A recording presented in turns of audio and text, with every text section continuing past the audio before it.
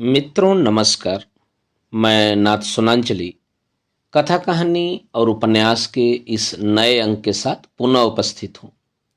मित्रों, इस समय मैं वाचन कर रहा हूँ आवारा मसीहा का। आवारा मसीहा, जिसे लिखा है विष्णु प्रभाकर ने, और यह कथा शिल्पी शरदचंद्र चटर्जी की प्रामाणिक जीवनी है।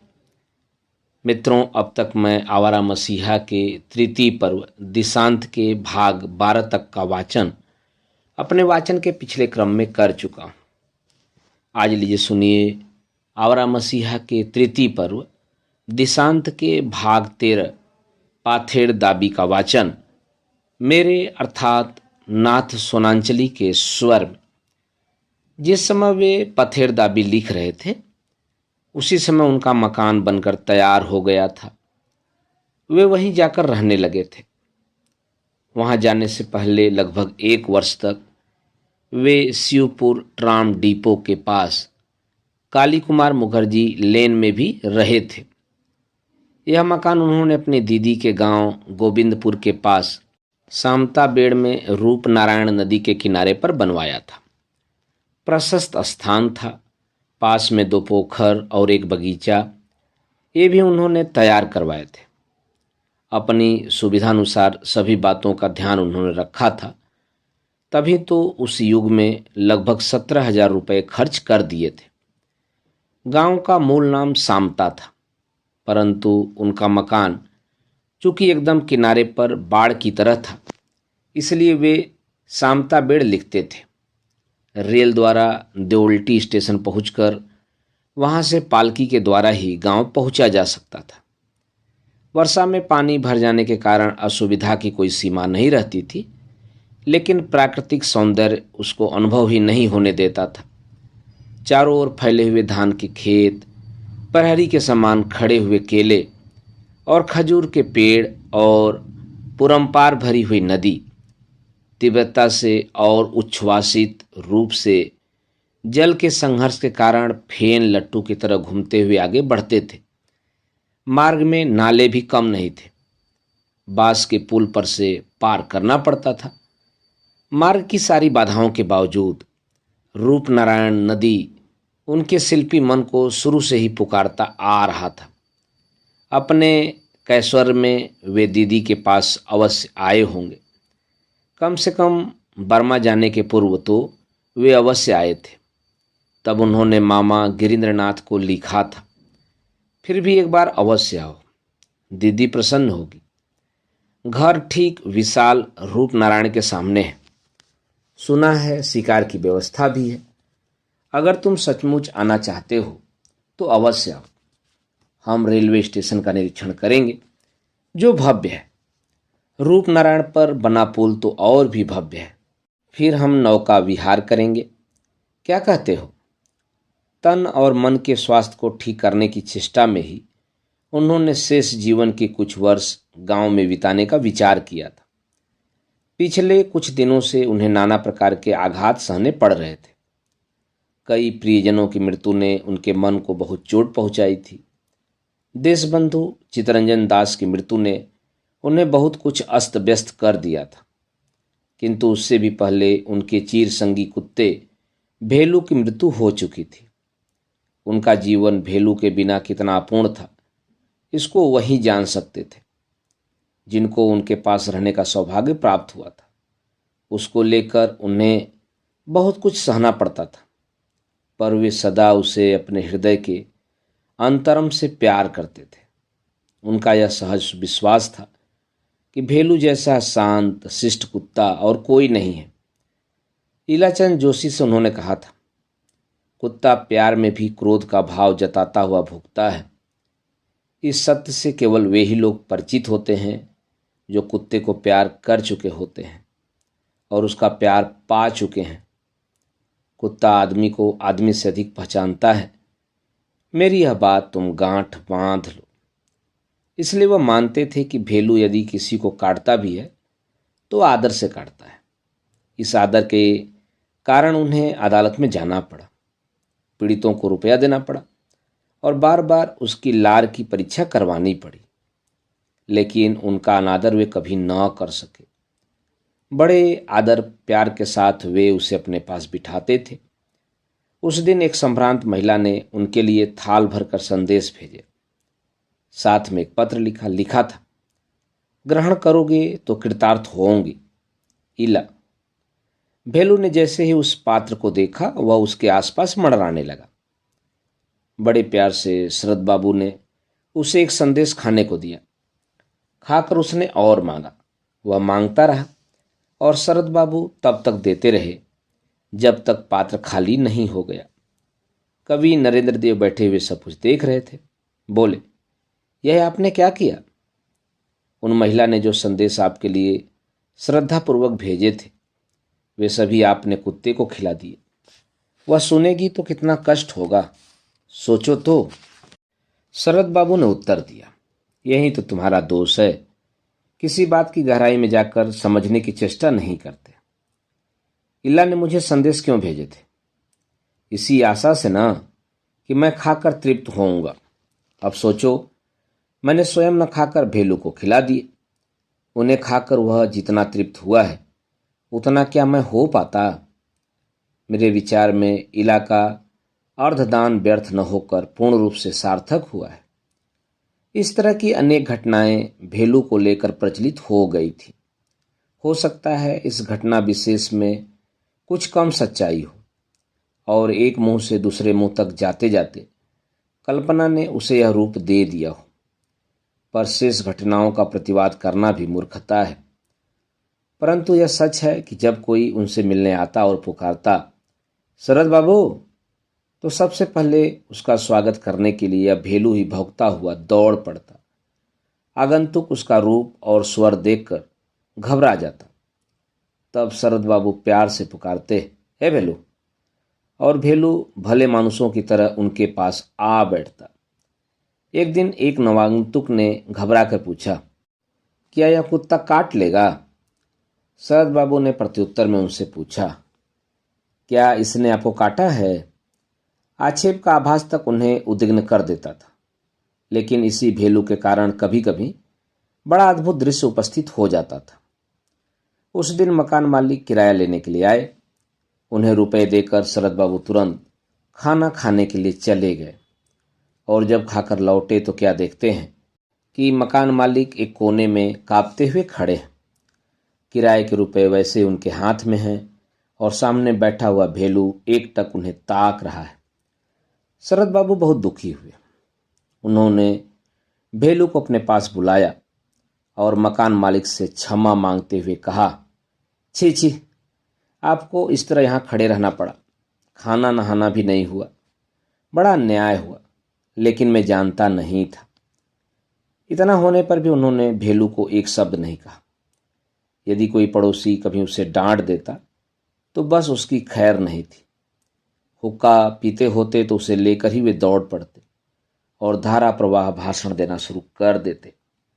उस भाषण की प्राकृतिक भाषा सुनकर पड़ोसी को बस सिर झुका लेने के सिवाय और कोई मार्ग नहीं सूझता था।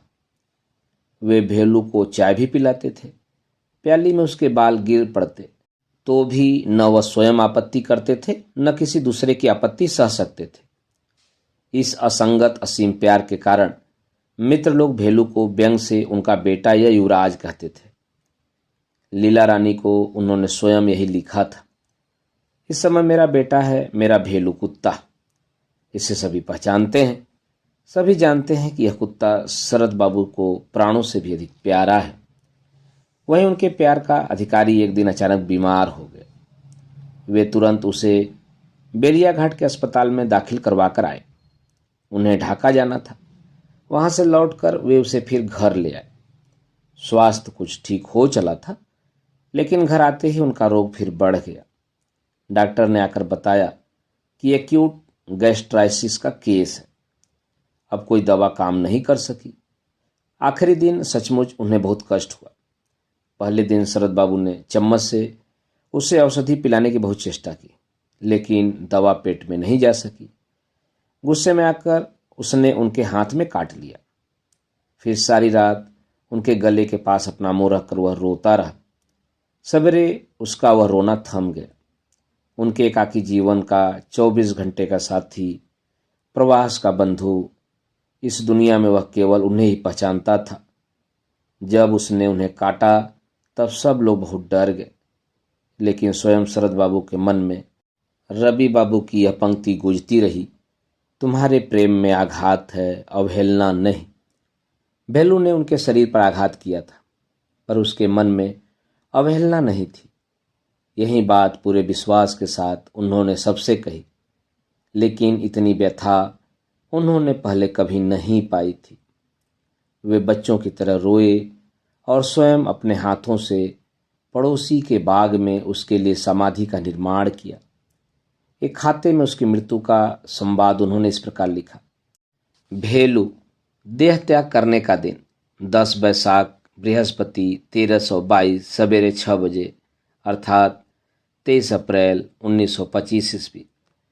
समाधि वेला 9:30 बजे। बाजे शिवपुर हावड़ा। रात्रिर दिनेर संगी आमार परम स्नेहर बंधु। उनका नहाना खाना सब बंद हो गया, बस समाधि के पास बैठकर रोते रहते। बड़ी बहू समझाकर हार गई, पर वे शांत नहीं हुए। संदेशा पाकर भारतवर्ष के संपादक राय बहादुर जलधर सेन उनसे मिलने के लिए आए। उनकी छाती से लगकर रोते रोते शरद बाबू ने कहा, दादा, मेरा भेलू मुझे धोखा देकर चला गया। उन दिनों जो भी मिलने जाता उनके सामने इस प्रकार शोकार्त हो उठते, मानो उनके सबसे प्रिय व्यक्ति की मृत्यु हो गई है। अपने प्रिय मित्र चारूचंद बंदोपाध्याय को उन्होंने लिखा, मेरा 24 घंटे का साथी नहीं रहा। संसार में जो इतना बड़ा दुख का व्यापार है, उसको ठीक तरह से नहीं समझता था। शायद इसीलिए मुझे इसकी आवश्यकता थी। चारू एक और बात समझ सका, इस संसार में ऑब्जेक्टिव कुछ भी नहीं है, सब कुछ सब्जेक्टिव ही है। नहीं तो वह एक कुत्ते के सिवा और क्या था। राजा भरत की कहानी किसी तरह मिथ्या नहीं है। मामा सुरेंद्र से उन्होंने कहा था, जीवन में कितने दुख कष्ट पाए हैं, उनको भेलू ने बहुत बार तुच्छ कर दिया है। दुख के दिनों में उसके सहारे मेरा समय सुख से कट गया। कितना एकात्म भाव था उन दोनों में, एक पशु एक दर्दी मानव। इस कहानी से गलतफहमी हो सकती है कि वे केवल अपने कुत्ते को ही इतना प्यार करते थे, लेकिन यह सत्य नहीं है। जीव मात्र से उन्हें प्रेम था, कुत्तों से कुछ विशेष प्रेम था। अपने मोटर चालक को उन्होंने आदेश दे रखा था कि देखो बापू, यदि तुम किसी मनुष्य को मोटर के नीचे दबा दोगे तो शायद मैं कुछ न कहूँ, परंतु यदि तुमने किसी कुत्ते को दबा दिया तो समझ लेना कि तुम्हारी नौकरी गई। इन आघातों ने नए मकान में आने के बाद भी उनका पीछा नहीं छोड़ा। अभी 9 महीने भी नहीं बीते थे कि एक और प्रबल आघात उन्हें सहना पड़ा। उनके छोटे भाई प्रभाष चंद्र लगभग 15 वर्ष पूर्व सन्यासी हो गए थे। 2 वर्ष तक वे मायावती अद्वैत आश्रम में रहे। फिर कई वर्ष तक रामकृष्ण मिशन सेवा आश्रम वृंदावन की व्यवस्था का भार उन पर रहा। कुछ दिन पूर्व वे मिशन के कार्य में बर्मा चले गए थे। शरद बाबू की तरह स्वास्थ्य उनका भी कोई अच्छा नहीं था।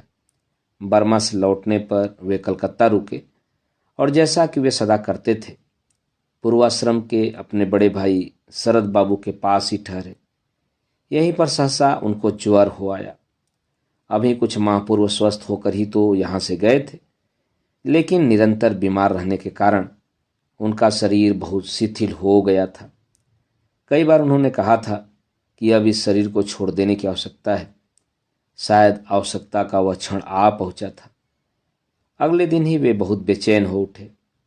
घर और बिस्तर छोड़कर वे बाहर चले आए। उन्होंने अपना सिर शरद बाबू की छाती पर रख दिया और फिर शरीर का त्याग कर दिया। मृत्यु के समय शरद बाबू, अनिला देवी, हिरणमयी देवी और प्रकाश चंद पूर्वाश्रम के यही 4 परिजन उनके पास थे। बात है बुधवार 27 अक्टूबर 1926 ईस्वी। घर के एक पशु पक्षी की जो मृत्यु नहीं सह सकते थे, वे शरद बाबू इस भातृ वियोग से बहुत ही व्यथित हो उठे। उस समय लिखे गए उनके एक पत्र से उस व्यथा का कुछ आभास मिलता है। नहीं जानता था कि मैं इतना दुर्बल हूँ। यह व्यथा मैं कैसे सहूँगा। अपने भाई की समाधि उन्होंने अपने घर के पास ही नदी के तट पर बनवाई। जब तक सामता बेड़ में रहे, प्रतिदिन संध्या को उस पर दीपक जलाते रहे। यही नहीं, लिखते लिखते वे बहुधा उठ खड़े होते और समाधि के पास जाकर खड़े हो जाते। उनके श्राद्ध के दिन वह प्रतिवर्ष कीर्तन और भोज कराते। सन्यासी हो जाने के बाद प्रभाष चंद्र स्वामी वेदानंद के नाम से जाने जाते थे। उनकी मृत्यु का समाचार पाकर बेल्लूर मठ के एक स्वामी शरद बाबू के पास आए और बोले, आपने स्वामी वेदानंद की देह हमें क्यों नहीं सौंपी? स्वयं ही संस्कार क्यों किया? उनकी समाधि बेल्लूर मठ में बननी चाहिए थी, यहाँ क्यों बनवाई? स्वामी जी ने ठीक कहा था कि सन्यासी हो जाने के बाद पूर्वाश्रम के परिजनों से कोई संबंध नहीं रह जाता। लेकिन शरद बाबू स्वामी जी की बात सुनकर विरक्त हो उठे। बोले, आप यह क्यों भूल जाते हैं कि वे मेरे सहोदर थे? आपसे अधिक मेरा उन पर अधिकार था। आप उनके कौन हैं? शरदचंद ने विधि विधानों की दास्ता कभी स्वीकार नहीं की। उनके सामने आदि शंकराचार्य का उदाहरण था। उन्होंने अपनी मां का स्वयं दाह संस्कार किया था। उन्हीं की तरह शरद बाबू ने भी जड़ नियमों पर आघात किया। बहुत तर्क वितर्क हुआ, लेकिन बेलूर मठ के स्वामी किसी भी तरह आश्वस्त नहीं हो सके। तब सहसा शरद बाबू बोल उठे, खैर उसे जाने दीजिए, एक और स्वामी यहाँ हैं, उन्हें ले जाइए। स्वामी जी बहुत चकित हुए, लेकिन वे कुछ कह पाते इससे पूर्व ही शरद बाबू ने जोर से पुकारा, स्वामी जी, स्वामी जी। तुरंत ही एक मोटा ताजा बकरा भागता हुआ आया। शरदचंद ने उसकी ओर देखते हुए कहा, बेलूर मठ के ये स्वामी जी तुम्हें लेने के लिए आए हैं। इनका कहना है कि कोई भी स्वामी गृहस्थी के घर में नहीं रह सकता। तुम चाहो तो इनके साथ जा सकते हो। फिर स्वामी जी की ओर मुड़कर बोले, इसे यदि आप एक गेरुआ चादर पहना देंगे तो यह आपके दल में मिल जाएगा। जैसा कि स्वाभाविक था, इस व्यंग से स्वामी जी तिलमिला उठे और अग्निरूप होकर तुरंत ही वहां से चले गए। यह कथा भी मात्र एक प्रवाद हो सकती है, परंतु यदि सच भी है तो इसमें अस्वाभाविक कुछ नहीं।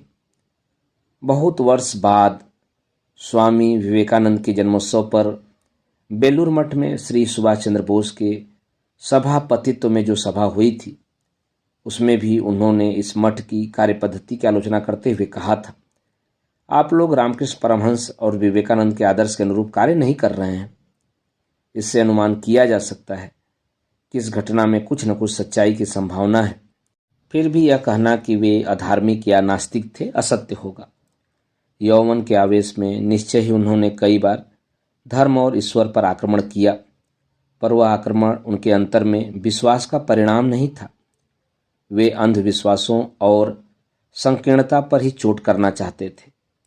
दैवी चमत्कारों और पाखंडपूर्ण कर्मकांडों में उनका विश्वास नहीं था, पर एक सर्वव्यापी और सर्वशक्तिमान ईश्वर में उनकी सच्ची आस्था थी। जो वास्तविक धर्म है, उसमें आयु के साथ साथ उनकी श्रद्धा निरंतर बढ़ती जा रही थी। उनका सारा साहित्य इस बात का प्रमाण है। देशबंधु दास ने राधा कृष्ण की जो प्रतिमा उन्हें भेंट में दी थी, उसके लिए नित्य पूजा की व्यवस्था थी। विशेष रूप से एक पंडित जी उसकी देखभाल करते थे। जिस दिन पंडित जी नहीं आ पाते, उस दिन वे स्वयं पूजा करते थे। कहते थे, देशबंधु उसकी पूजा का भार मुझ पर सौंप गए हैं, उसे यथासाध्य पूरा करना ही है। वे अग्गोपवीत पहनते थे, गले में तुलसी की माला रहती थी। एक दिन उन्होंने कहा था, मेरे गले में तुलसी की माला देखकर अचरज होता है। जो व्यक्ति दुर्नीति परायण साहित्य की सृष्टि करता है, वह तुलसी की माला पहनेगा, यह बात कोई नहीं सोच सकता। यज्ञोपवीत वे स्वयं ही नहीं पहनते थे। अपने मित्रों के गले में भी उसे देखना चाहते थे। कलकत्ता के उनके पड़ोसी अध्यापक निर्मल चंद भट्टाचार्य ने जनेऊ का परित्याग कर दिया। एक दिन शरदचंद ने उनको नंगे बदन देकर पूछा, तुम्हारा जनेऊ क्या हुआ? निर्मल चंद ने उत्तर दिया, मैंने जनेऊ का त्याग कर दिया है। सुनकर शरदचंद व्यथित हो उठे। बोले, यज्ञोपवीत न पहनने से पितरों का अपमान होता है। वे वैष्णव धर्म ग्रंथों का पारायण भी करते थे। जीवन के अनेक विरोधाभासों की तरह उनके धर्म विश्वास के बारे में अनेक किंवदंतियां प्रचलित हो गई थीं, जो साधारण से दिखने वाले विरोधाभास को जटिल से जटिलतर बनाने में भी सहायक हो सकती थी।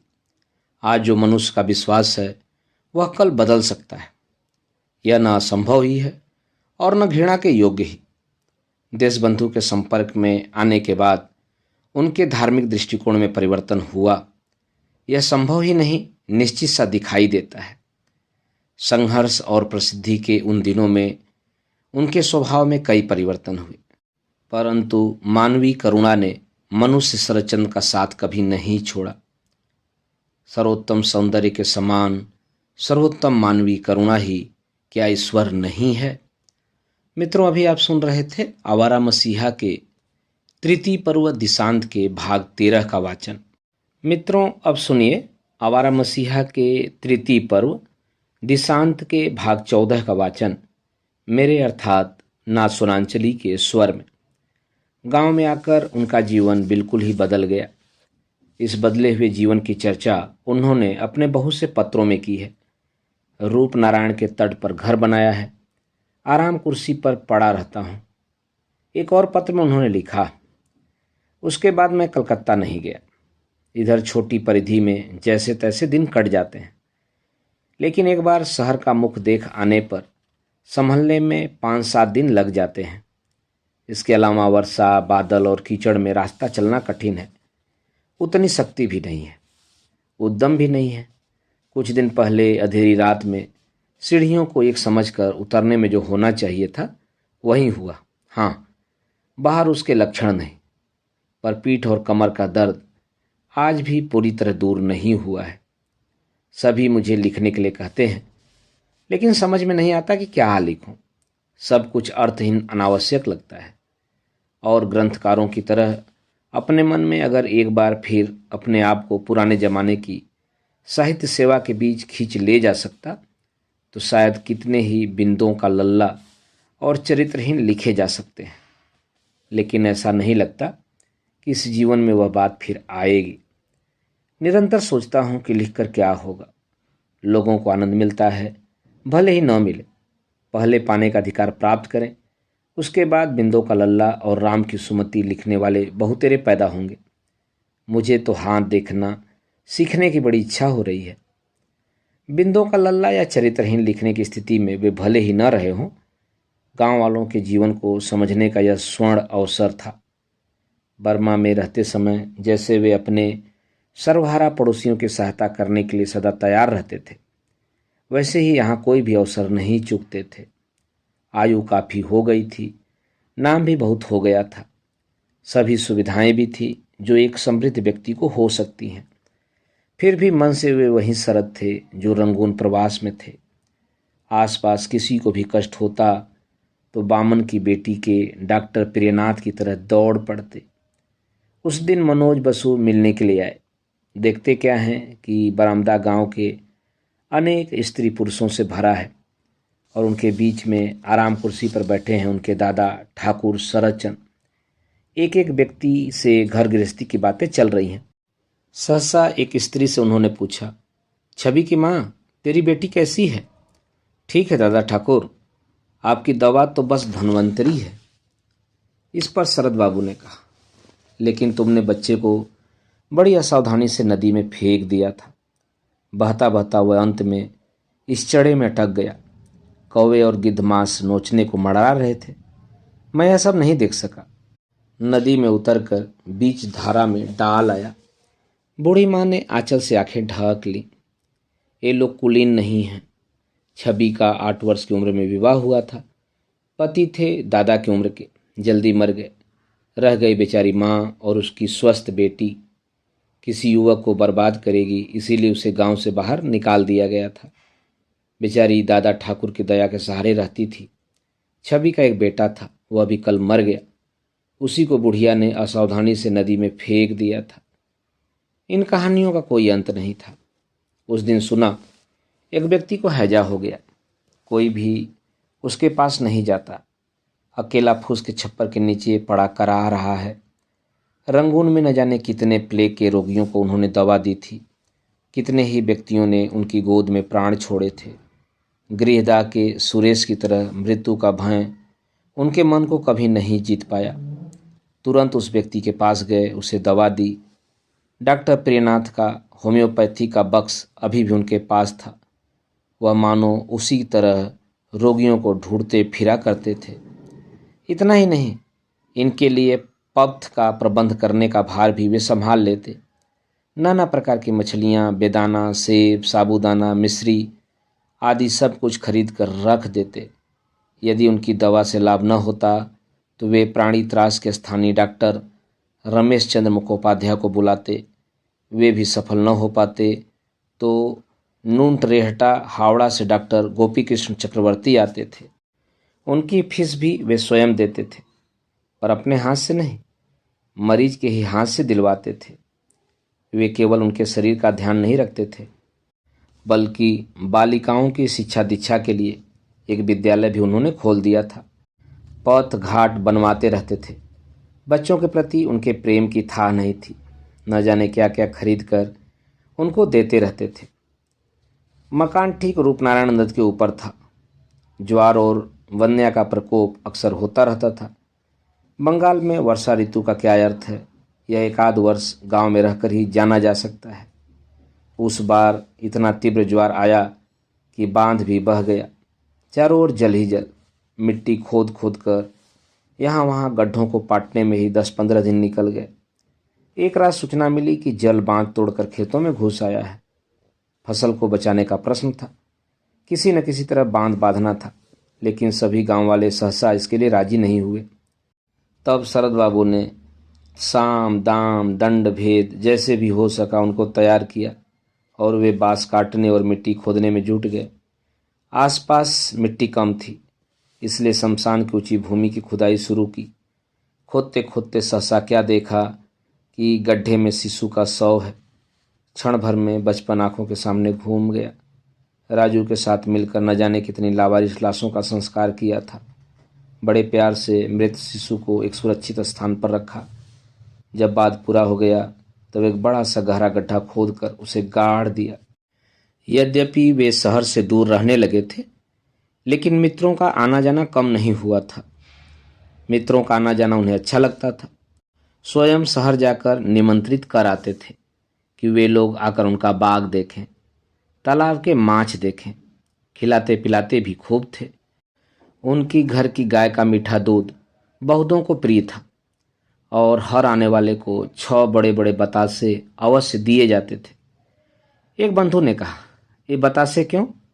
उत्तर मिला, यह तो भाई गांव का शिष्टाचार है।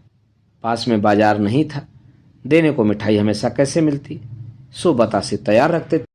कहते, खूब खाएंगे तभी तो लोग यहाँ आएंगे। फिर गल्प पर गल्प सुनाकर सवेरा कर देते। अंदर से तकाजा आता, ओ जी सवेरा हो गया, सोओगे कब? घंटों पर घंटे पंख लगाकर उड़ जाते। काम में हानि होती, होने दो, बैठना ही होगा। कितनी कहानियां कहते अपने बारे में, अपने आसपास के बारे में। कोई बोल उठता, आपकी कहानियां हम मग्न होकर सुनते तो हैं, पर विश्वास नहीं करते। सब झूठ, झांसा पट्टी। आप बना बना कर बोलते हैं। वे उत्तर देते, जीवन भी तो झांसा पट्टी देकर काट दिया है भाई।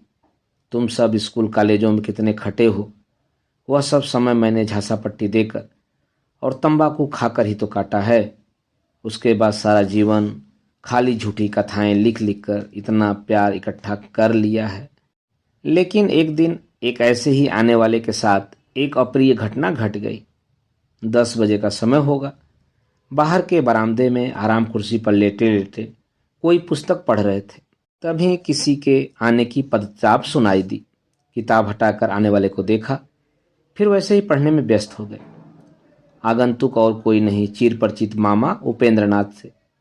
उन्हीं दिनों विचित्रा पत्र के प्रकाशन की योजना सामने आई थी। इसके स्वप्न दृष्टा थे उपेंद्रनाथ के समधी योगींद्रनाथ मुखर्जी। इस योजना को कार्यरूप देने से पूर्व ही वे स्वर्गवासी हो गए।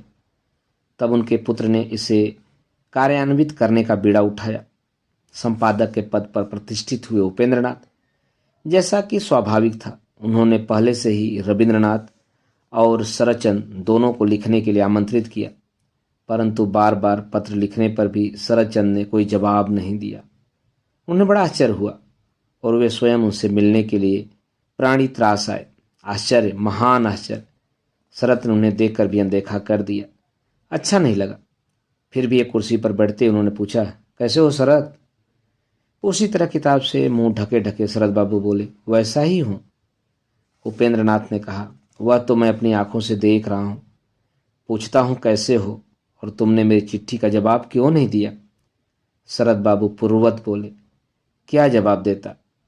उपेंद्र नाथ को और भी आश्चर्य हुआ, लेकिन फिर भी मुस्कुराकर कहा, जवाब देते, तुम्हारी चिट्ठी पाकर खुशी हुई। उपन्यास लिखना शुरू कर दिया है। एक संख्या के जितना होने पर भेज दूंगा। शरद बाबू ने धीरे धीरे पुस्तक बंद करके मेज के ऊपर रख दी, सीधे होकर बैठ गए और फिर तीक्ष्ण दृष्टि से मामा की ओर देखते हुए बोले, उस कोयले वाले के बेटे के पत्र में मुझसे उपन्यास लिखने के लिए कहते हो?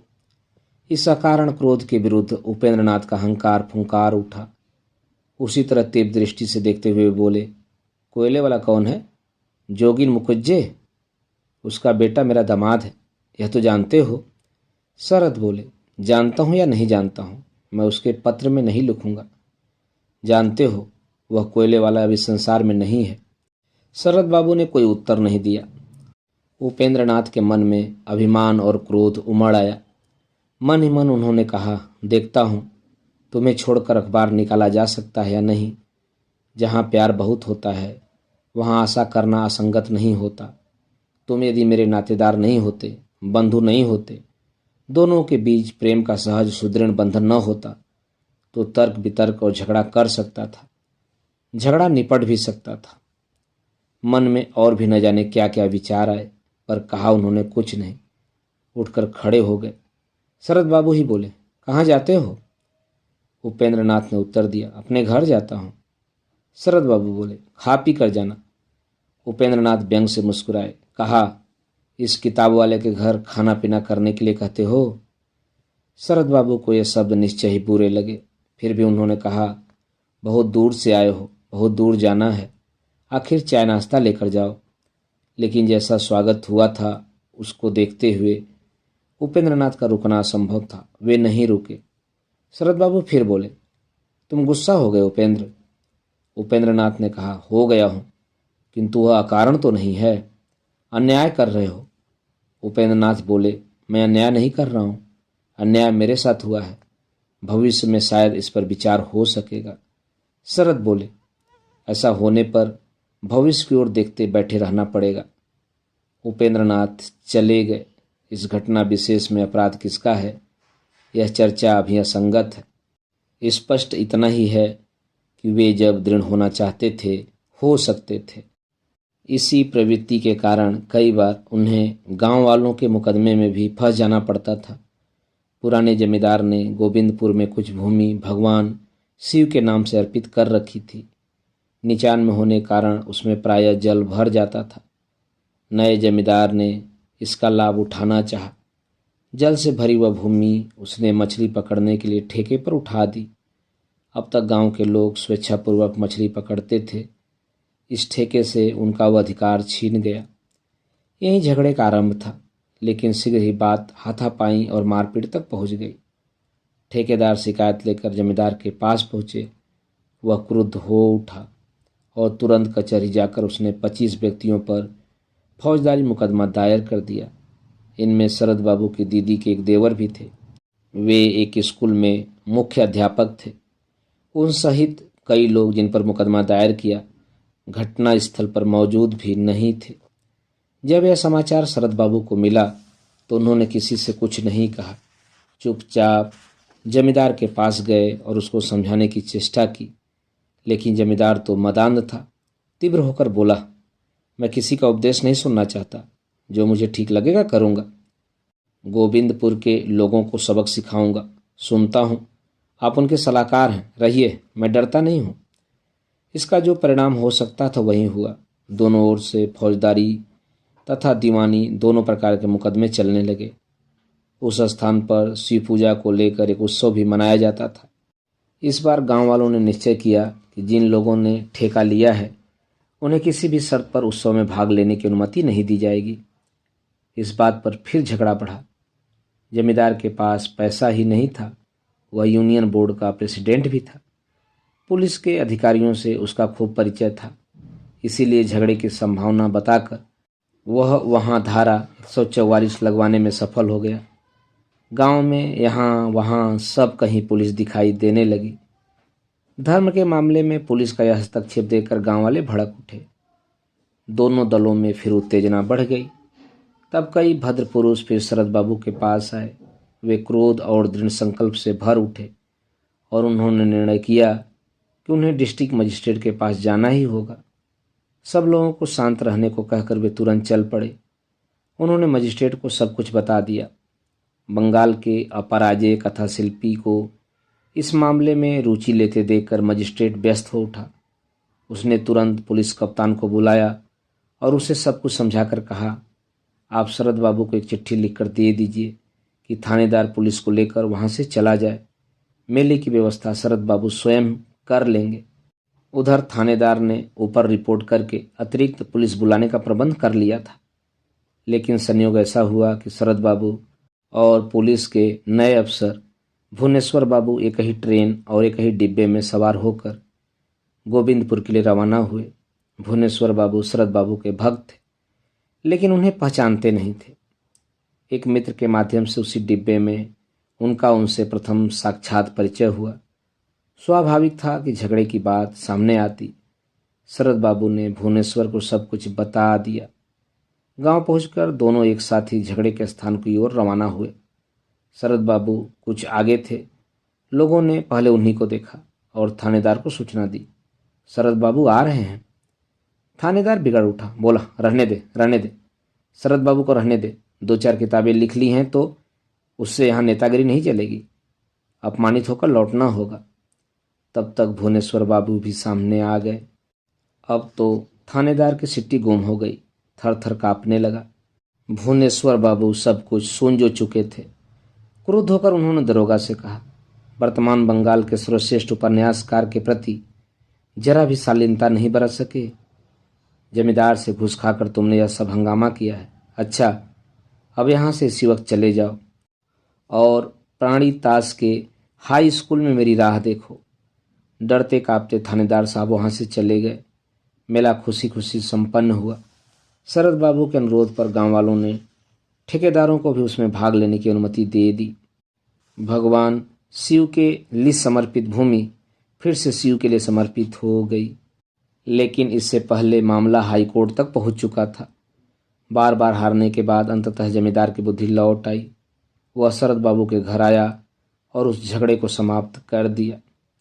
मेले वाली उस घटना के बाद एक दिन एक भद्र पुरुष सपत्नीक शरद बाबू से मिलने के लिए आए। आते ही दोनों ने शरद बाबू के चरण पकड़ लिए। बहुत पूछने पर उन्होंने कहा, मैं वही थानेदार हूँ जिसने आपके साथ उस दिन अभद्रता का व्यवहार किया था, आप मुझे क्षमा कर दीजिए। शरद बाबू ने उत्तर दिया, अरे भाई, वह बात तो उसी दिन समाप्त हो गई थी, मुझे उसका कुछ भी गिला नहीं है। दरोगा ने कहा, पर मेरी नौकरी तो खतरे में पड़ गई है, वह चली गई तो मेरे बच्चे भूखे मर जाएंगे। जमींदार से घूस लेने के अपराध में भुवनेश्वर बाबू ने मुझे निलंबित कर दिया है, आप मुझ पर कृपा कीजिए। शरद बाबू बोले, मैं क्या कर सकता हूँ, बताओ तो। आप कृपा कर एक चिट्ठी भुवनेश्वर बाबू को लिख दीजिए कि आपने मुझे क्षमा कर दिया है और यह कि वे मुझे क्षमा कर दें। बिना एक शब्द बोले शरद बाबू ने वैसी ही चिट्ठी लिख दी और उन लोगों को वहाँ से तभी जाने दिया जब वे भोजन कर चुके। लेकिन ये समस्याएं हमेशा नहीं रहती थीं। न मित्र बंधु ही हमेशा आ पाते थे। जब गांव में किसी प्रकार का आमोद आनंदोत्सव न होता तो गांव निर्जीव निस्पंद हो उठता। तब उनका थका तन मन संध्या के समय रेडियो संगीत के लिए उत्सुक हो जाता। श्रावण के घने मेघ चारों ओर से घिर आए हैं। कीचड़ भरा जनहीन ग्राम्य पथ दुर्गम हो उठा है। निविड़ अंधकार छाती पर भार बनकर बैठ गया है। तब रेडियो की तरंगों पर बहती हुई संगीत की धारा को सुनकर ऐसा लगता जैसे दूर कहीं संगीत की महफिल में भाग ले रहे हों। फिर किसी दिन वर्षा के बाद आकाश में छोटे छोटे मेघों की दरारों से चांद का प्रकाश दिखाई देता। वर्षा के जल से पूरम-पार भरी नदी पर मलिन ज्योत्सना उभर आती। तब शरद बाबू उस एकांत नदी तट पर आराम कुर्सी पर आंखें मूंदे लेटे हुए ऐसा अनुभव करते मानो तंबाकू के धुएं के साथ मिलकर रेडियो से उठती बांसुरी के स्वर किसी माया जाल का निर्माण कर रहे हों। मित्रों, अभी आप सुन रहे थे आवारा मसीहा के तृतीय पर्व दिशांत के भाग 14 का वाचन मेरे अर्थात नाथ सोनांचली के स्वर में। मित्रों, आवारा मसीहा के आगे के भागों का वाचन आप मेरे वाचन के अगले क्रम में सुन सकते हैं। तो जुड़े रहिए कथा कहानी और उपन्यास के साथ। धन्यवाद। नमस्कार।